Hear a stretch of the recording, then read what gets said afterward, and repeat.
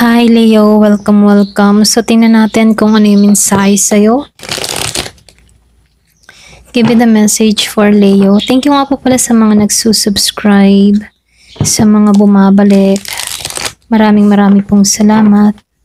Give me the message for Leo.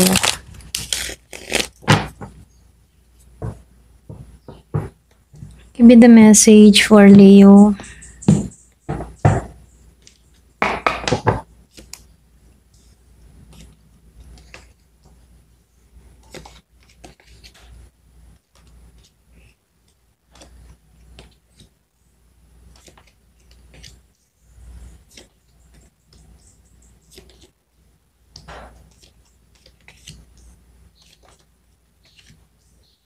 Ayan.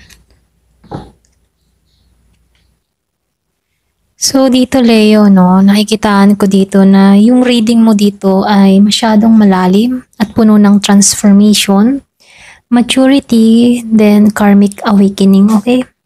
So dito pinakikita ng baraha na merong malaking pagbabago sa puso mo, then sa pamilya mo at direksyon ng buhay. Pero sa dulo dito, no, nakikitaan ko rin dito na may pag-angat at katuparan sa mga plano mo. Ayan. So dito, no, nakikitaan ko rin dito na merong isang magandang simula, pahiwatig. Meron ditong celebration, stability, harmony, na maaaring may okasyon na darating. Iba sa inyo, meron darating na okasyon. Meron ding reconciliation dun sa iba, merong magbabalik. So, meron ditong pabalik ng kapayapaan sa isang connection, okay? So, dito, meron ding isang malaking pagbabago. Ayan, merong malaking pagbabago dito. Pagkatapos ng, kailangan mo lang ditong yakapin yung pagbabago. Hindi ito literal na wakas sa death. So, sinasabihan ka dito na rebirth ito, hindi katapusan, okay? So dito, meron dito ang pagtatapos ng luma para bigyan daan yung mga pagbabago sa buhay mo. So Leo, ito yung panahon ng spiritual transformation dun sa iba, okay? So dito din pinakikita dito na magtatagumpay ka sa pinansyal at pamilya. Ito ay legacy. Merong kasaganahan at matatag na relasyon. Maaring may mga bagong simula na magdadala ng long-term and stability, okay? So dito, merong malalim na emosyon. Yung iba sa inyo, no, may malalim na emosyon na maaaring tahimik pero puspos ng pagmamahal. Ayan. Meron nung nakikitang pangunawa. Meron ding malasakit na binibigay mo na kahit minsan ay nasasaktan ka. Yung iba sa inyo, kahit yung tipo na mapagbigay ka, nagmamalasakit ka, pero nasasaktan ka pa rin, okay? Masyado kang giver. Yung iba sa inyo, masyado kang mapagbigay, masyado kang giver. Ayan.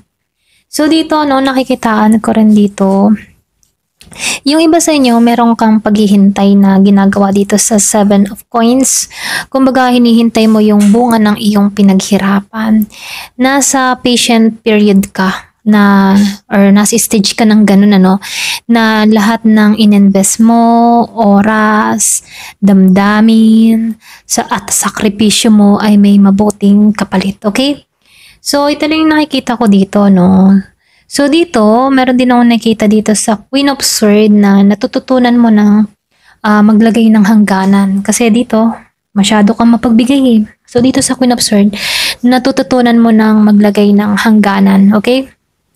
Na ginagamit mo yung iyong isip kaysa sa emosyon. So dito lalo na sa mga taong minsan na nakit or niloko ka. Ayan, kumbaga natututo ka, nagiging ka ng matalino. Ayan. So dito, no, nakikitaan ko rin dito na malakas yung intuition mo sa ngayon. Okay, yung iba sa inyo, malakas yung intuition mo sa ngayon. May mga bagay na hindi pa sinasabi sa'yo pero nararamdaman mo na. Pwedeng may feel ka na ganun. Okay, may feel ka na may pakiramdam ka na may mangyayari sa'yo. Okay? So, makinig ka sa mga kutob mo. Lalo na sa love life kung ito yung ninanais mo. May sikreto dito na hindi pa inaamin ng isang tao. Yung iba sa inyo, no, nakikitaan ko dito, meron kang secret admirer. Okay? So, dito mag-ingat ka sa taong hindi pa ganap na tapat. Kasi lumabas tong 7 of Swords, pwedeng meron ditong nagsisinungaling. Ayan.